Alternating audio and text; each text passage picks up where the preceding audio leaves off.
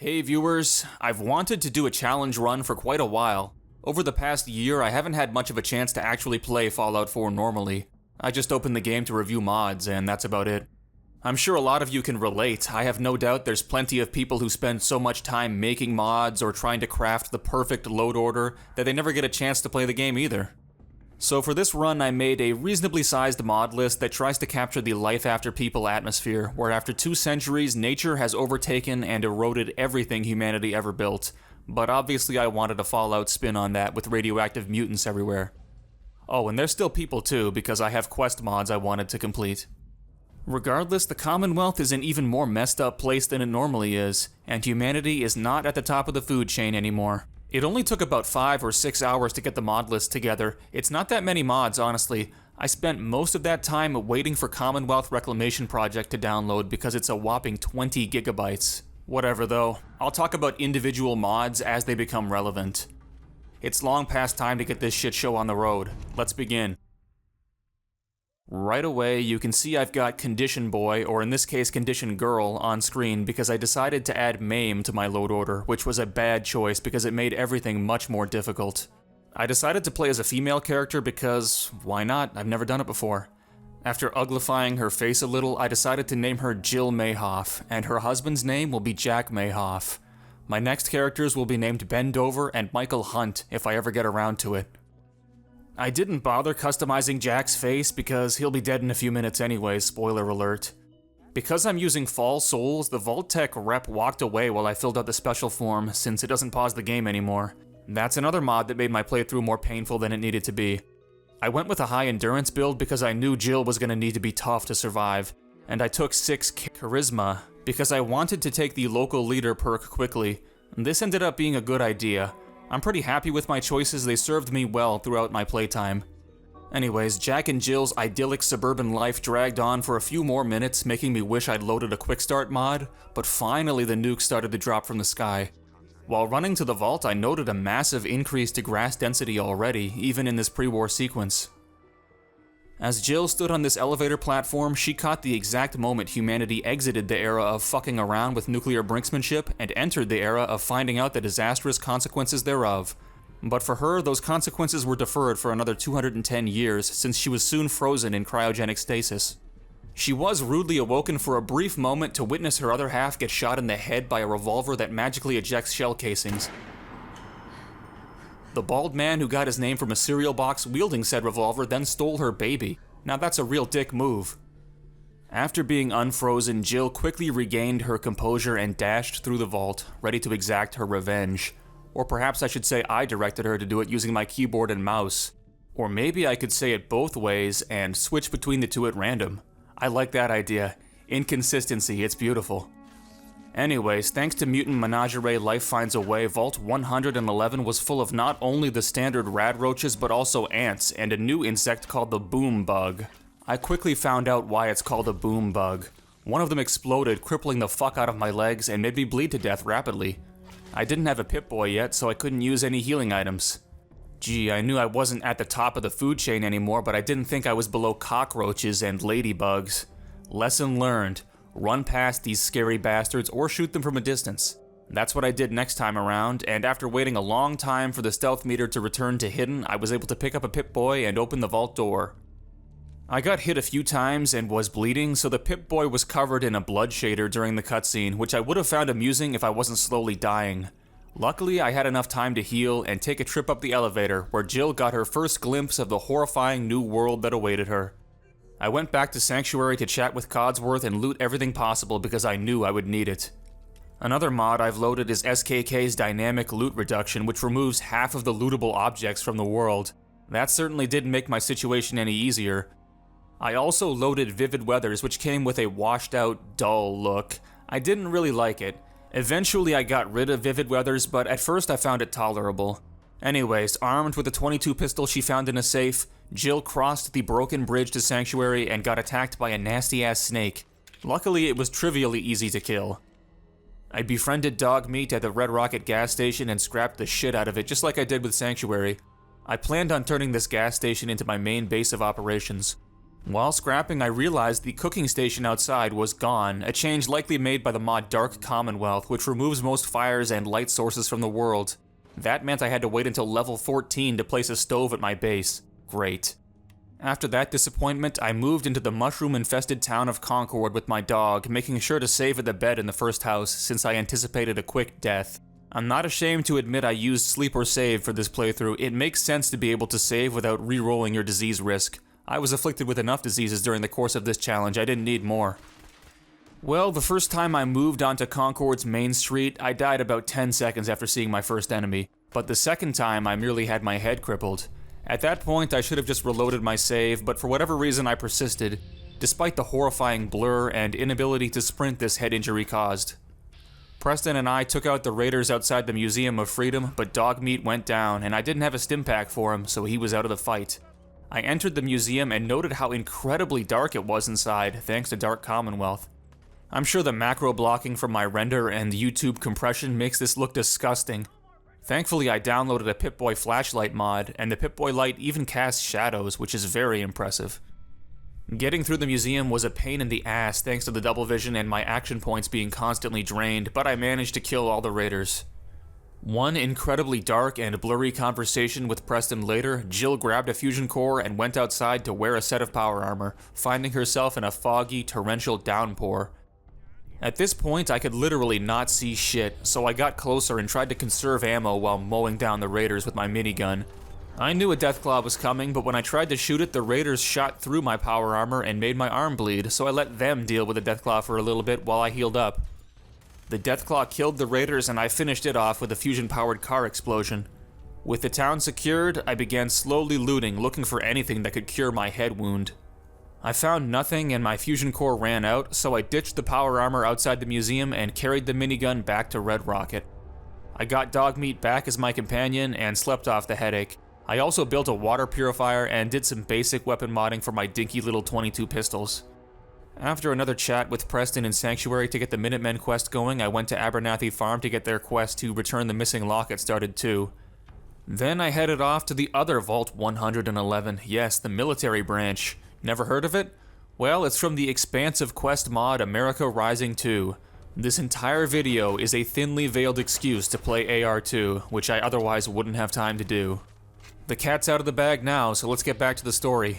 Jill killed a few raiders squatting outside the vault using their weapon of choice, the Molotov, against them. Unfortunately, Dogmeat just had to get in the way.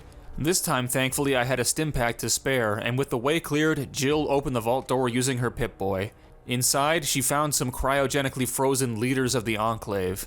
She thought about killing these snooty fucks, but between helping them and the Minutemen, they seemed like the less annoying choice. After freeing them, they gave her a quest to clear out a satellite array, but I decided to have Jill deal with the missing locket situation first, since I knew the layout of the USAF facility like the back of my hand. On my way there, I learned a harsh lesson. While I cannot see through foliage and inclement weather conditions, the souped-up pack attack NPC AI sure as shit can, and they aren't afraid to aim for the head. Once your head is crippled, you can barely move and your screen turns red, so it's pretty much a guarantee the next few shots are gonna finish you off. I died twice to a raider ambush before finding their position and ambushing them myself. Inside USAF, I died to a self-inflicted Molotov, got headshot by an enemy I could barely see, and shredded by a minigun, but through perseverance I managed to kill the raiders and get the Abernathys back their precious locket. They can choke on it for all I care.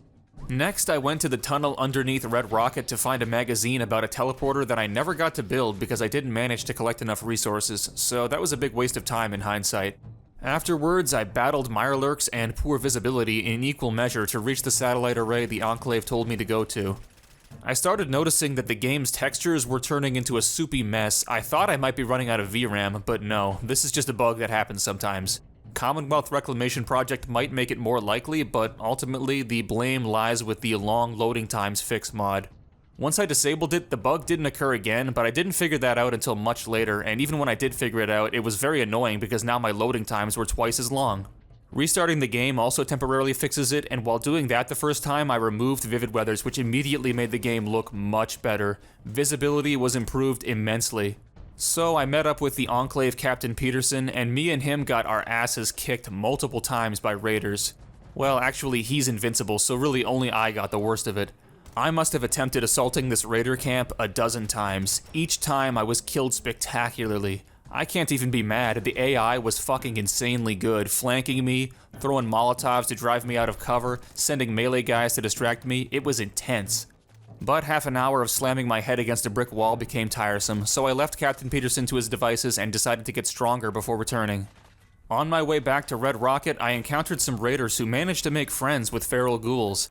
They're from the Forsaken, one of the raider gangs added by Improved Hostile Factions, a mod which adds many new random encounters throughout the Commonwealth to ruin my day.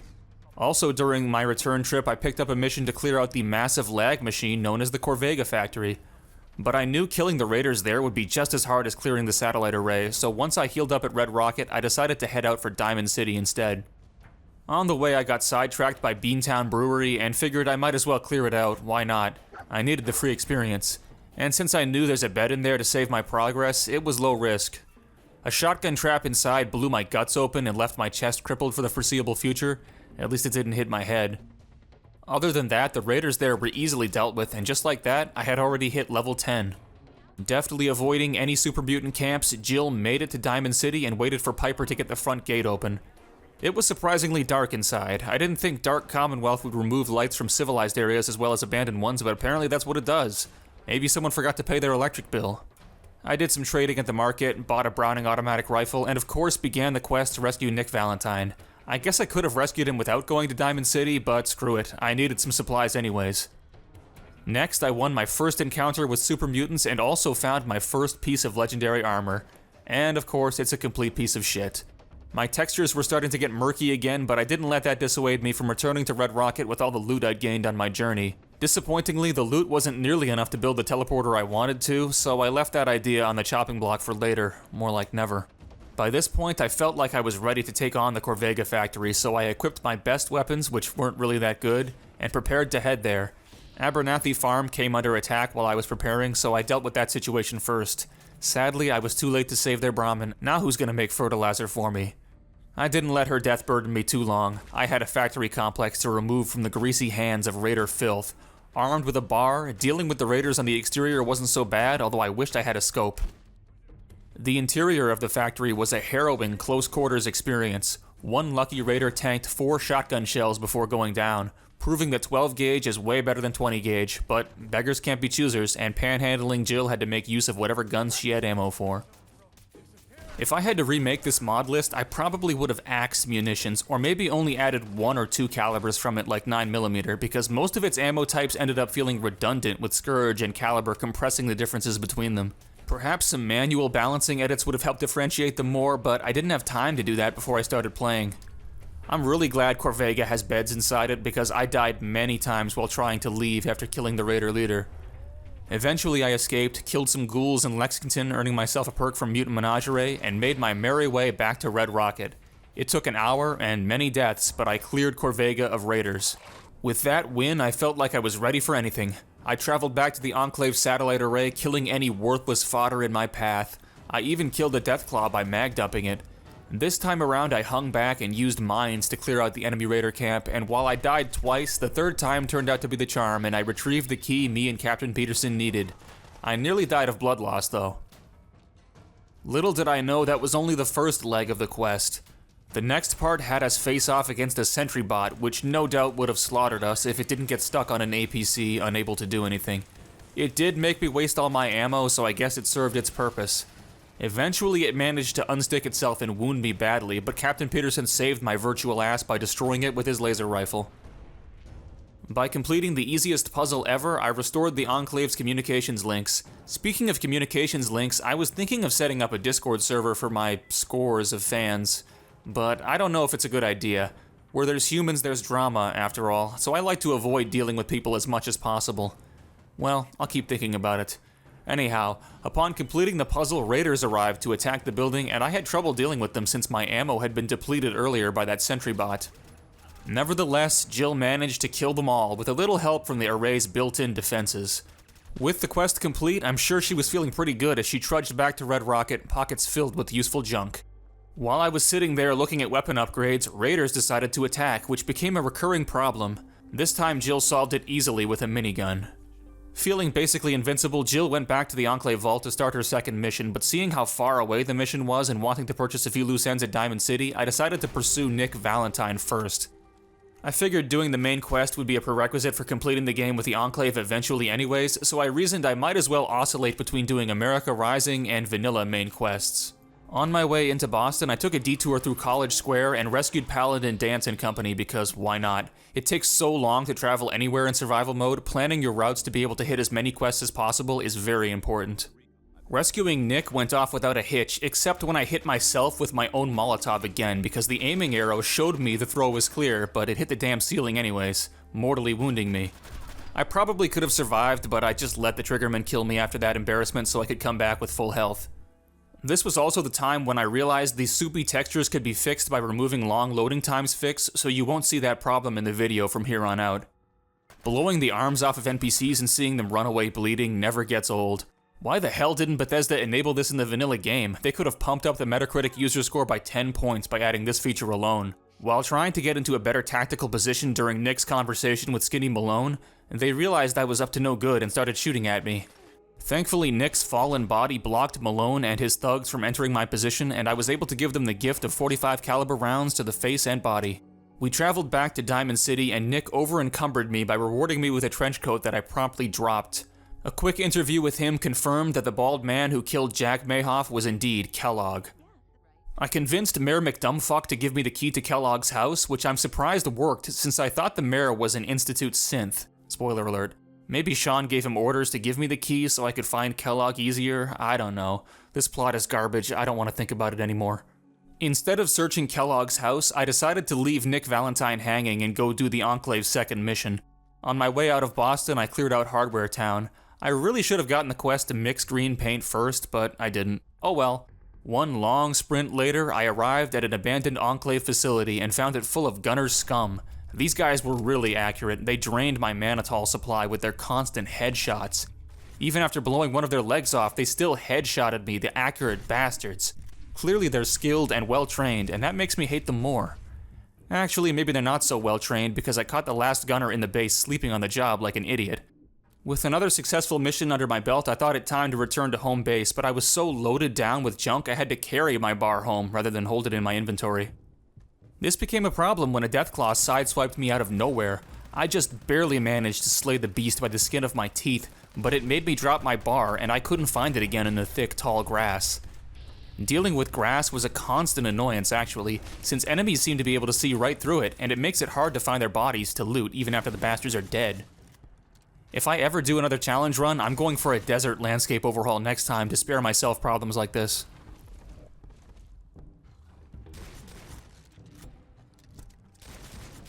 Once I dumped all my junk at Red Rocket, it was back to the vault to get new orders from my Enclave overlords. Turns out my orders were to wait a day and then go back to the area I just cleared out, so I took that as a sign to do some other things. I cleared out Sunshine Tidings of Ghouls for Preston Garvey and decided to go after the federal ration stockpile.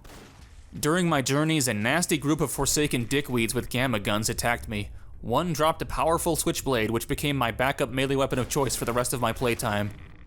I did my best to snipe everyone at the stockpile from afar, but when their dogs came after me, I got a little too close and ended up face to face with a power armor-clad raider. If I had been more observant, I would have noticed their arms were unprotected, but I wasn't so smart and thus dumped ammo into their head instead. Eventually it worked, but I took a lot of damage I didn't need to. At the stockpile, I found myself a kneecapper shotgun and not much else of note. It was kind of a waste of time going there loot-wise, but at least I got some XP. Another mostly pointless location I went to is Gorski's cabin. There was basically nothing there except nuclear material, which I already had plenty of. At this point, I was getting tired of going nowhere fast and decided to return to the main quest. Nick was still waiting for me outside of Kellogg's house several days later, funnily enough. A cursory search of the house showed that Kellogg can't help but leave cigarette butts and beer bottles wherever he goes, which would be his undoing. With dog meat on the scent, it wasn't long before we tracked down the bald bastard. On the way, I managed to find an assassin's Sten gun, which ended up being very useful since most of the enemies you fight in this game are humans. I'm not sure what happened when I entered Fort Hagen, but for whatever reason, Nick Valentine just up and disappeared on me as soon as I walked through the door. Maybe he wanted to show me how bad it feels to be left hanging in a time of need. Well, fuck you, Nick, you dick. I didn't need you anyways. Kellogg's synths were a tough bunch, but they weren't tough enough to handle a shotgun blast to the face.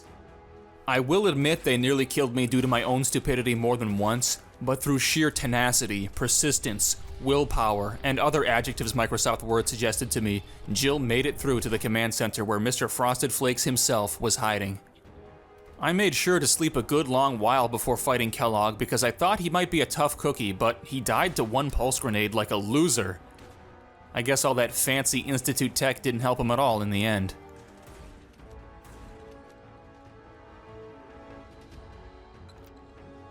Anyways, you see this door? It's supposed to lock you in before you fight Kellogg to prevent you from missing the Brotherhood of Steel's entry into the Commonwealth, but sometimes, for whatever reason, it doesn't close, including this time. I could have easily left Fort Hagen the way I came and prevented the Pridwin from spawning in, but I didn't have time for such sequence-breaking shenanigans. Instead, I did things the way Bethesda intended, spawned in the Pridwin, and then returned to Red Rocket for some much-needed rest and recuperation. The following day, I didn't waste any time and headed straight for the Vertibird refueling station to do the next stage of the Enclave quest. It didn't disappoint me. I was ushered into a Vertibird that impressively went up an elevator. That must have taken 400 hours to get working properly in the creation engine. After a black screen that lasted so long I thought the game crashed, I was dumped into a fascinating new world space far off the East Coast. Apparently the Enclave are really into oil rigs because they have one out here as well as off the coast of San Francisco. Sadly, the place is filled to the brim with feral ghouls, and it's up to Jill to clear out the infestation, of course. She had to override the base's security lockdown and then seal herself in a room covered in ferals and radiation to get the oil rig's reactor back online. It wasn't that hard. I definitely didn't insert the wrong thing into the thing and blow up the whole oil rig by accident.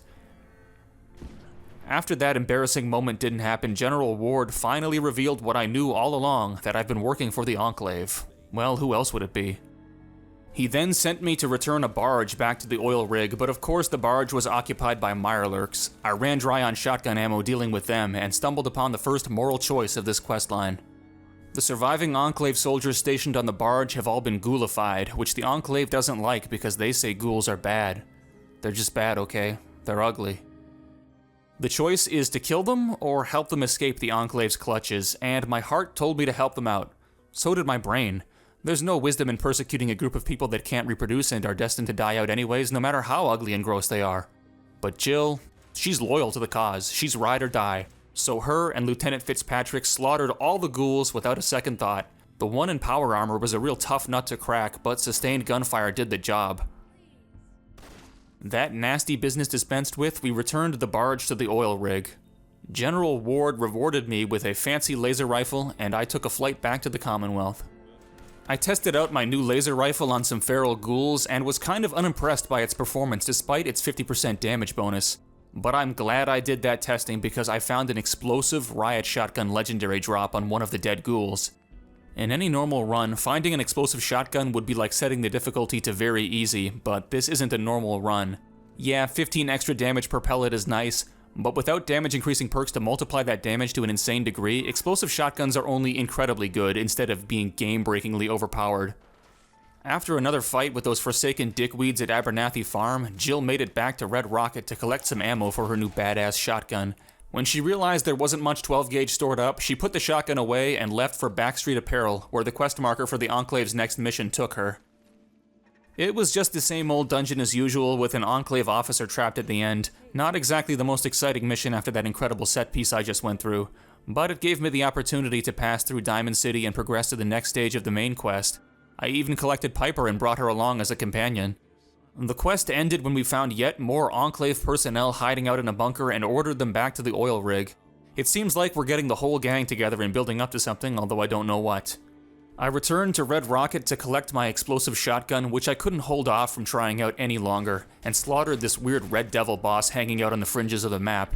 He withstood a whopping 9 shots from my shotty before flopping over dead, allowing me to loot his valuable body parts and unique shotgun. I don't understand where animals carry these weapons on their bodies. Is the implication that they eat them? I don't get it. After another conversation with the Enclave that ended with them not giving me any orders, I figured I was at the point in the story where I had to advance the main quest to get anything more, so I hoofed it over to Good Neighbor. As I passed by the amphitheater, I couldn't help myself but test my new explosive shotgun on the stupid cult that occupies the area. After turning them into paste, I stole a few items from them, which Piper didn't like. She didn't mind me slaughtering them and pilfering their corpses, but grabbing the items lying around is a bridge too far. I see how it is. The memory den was a lot darker than it used to be. I suppose Irma forgot to pay her electric bill too. Luckily, the memory pods were still powered up, and I SGTM2'd my way through Kellogg's memories that I've seen 100 times before, so thankfully this boring quest was over before I knew it. Once I got back to Red Rocket, 1, raiders attacked, which was annoying, especially since Piper stole my damn minigun straight from the workshop and started wasting my ammo, and 2, I realized I had another Enclave quest to complete. Unfortunately, it was just a quick conversation with General Ward, and it didn't lead to a continuation of the story. Lacking anything else to do, I decided it was time to get through the glowing sea and find Brian Virgil. Now, I know you're looking at the time on this video and realizing there's no way I could complete Fallout 4's story in the amount of time I have left, and you're completely right. I really underestimated just how long this playthrough would take and how much free time I would have this week. After 20 hours, I wasn't even close to completing the story. Fallout 4 is a very slow game when you don't have access to fast travel, that's just how it is. It wasn't necessary, but for my own safety, I retrieved and repaired the suit of power armor I abandoned in Concord 20 hours ago and wore it all the way to the glowing sea. I also took Piper with me, but for no reason at all, she got really angry and I guess abandoned me before we even reached the edge of the now mushroom-infested Overgrown hellscape. Apparently this is a known bug. Piper will occasionally suddenly dislike something out of nowhere, especially when you're wearing power armor. Well, that's stupid. Even with a legendary explosive shotgun, the Glowing Sea's rad scorpions were surprisingly tough, taking multiple rounds of explosive buckshot to eliminate. Deathclaws, on the other hand, were completely helpless after crippling their legs with one shot. I met with Virgil, he told me about the Courser signal, and I took one last trek back to Red Rocket.